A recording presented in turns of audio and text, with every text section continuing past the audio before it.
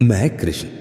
मेरी कहानी उस दिन शुरू होती है जब मामा कंस को यह पता चला कि मेरी माँ देवकी के 8वें पुत्र के कारण उसका अंत होगा। यह भविष्यवाणी कंस के जीवन में भय और क्रोध का कारण बन गई। उसने अपनी बहन देवकी और उनके पति वसुदेव को बंदी बना लिया। दोनों को मथुरा के काले और अंधेरे कारागार में कैद कर दिया गया। कंस ने अपने डर को मिटाने के लिए एक भयानक कदम उठाया। देवकी के प्रत्येक संतान का जन्म होते ही उसने निर्दयता से उनकी हत्या कर दी। एक एक करके 7 संतानों को उनकी मां की गोद से छीन लिया गया। लेकिन मैं देवकी का 8वां पुत्र भाग्य के अद्भुत खेल का हिस्सा था। जब मेरी मां ने मुझे जन्म दिया तो उस अंधेरी रात में प्रकृति का हर तत्व जागृत हो उठा। कारागार में तेज प्रकाश फैला, आकाश में बिजली चमकी और एक दिव्य शांति का अनुभव हुआ। मेरे जन्म के साथ ही हर बंद द्वार अपने आप खुलने लगे।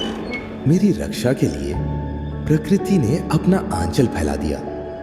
मेरे पिता वसुदेव ने मुझे बचाने का निश्चय किया। मुझे सूप में रखकर वे यमुना नदी पार करने निकले। यमुना की लहरें उफान पर थीं, लेकिन जैसे ही मैं उनकी गोद में आया, यमुना का पानी शांत हो गया। आखिरकार गोकुल पहुंचकर मुझे नंद बाबा और मां यशोदा की गोद में सौंप दिया। वहीं मेरा बचपन शुरू हुआ। गोकुल का जीवन मेरे बिना अधूरा था। वहां मैं अपनी मस्ती और शरारतों से सबका प्रिय बन गया। मेरी माखन चोरी के किस्से पूरे गोकुल में मशहूर हो गए। मैं अपने सखाओं के साथ मटकी फोड़कर माखन चुराता और मां यशोदा से डांट भी खाता, लेकिन उनकी डांट में भी प्यार छिपा होता। मेरे बचपन की पहली बड़ी चुनौती तब आई जब पूतना नाम की राक्षसी मुझे मारने आई। उसने छल से मेरी हत्या की कोशिश की तो मैंने उसकी सारी शक्ति खींच ली और उसे समाप्त कर दिया। इसके बाद कालिया नाग का आतंक यमुना नदी में फैल चुका था। उसका विषैला जहर नदी के पानी को अशुद्ध कर रहा था। मैं यमुना के जल को शुद्ध करने के लिए नदी में उतरा और कालिया नाग से भिड़ गया।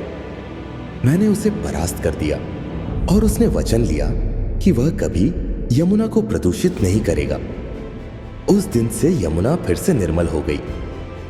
मेरी सबसे बड़ी परीक्षा तब हुई जब इंद्र ने गोकुल वासियों से नाराज होकर जोरों की बारिश कर दी। गोकुल वासियों के घर और फसलें बर्बाद होने लगी। उनकी रक्षा के लिए मैंने गोवर्धन पर्वत को अपनी छोटी अंगुली पर उठा लिया। 7 दिनों तक बिना रुके मैंने गोवर्धन को पकड़े रखा। इस चमत्कार ने गोकुल वासियों का विश्वास और प्रेम और भी बढ़ा दिया।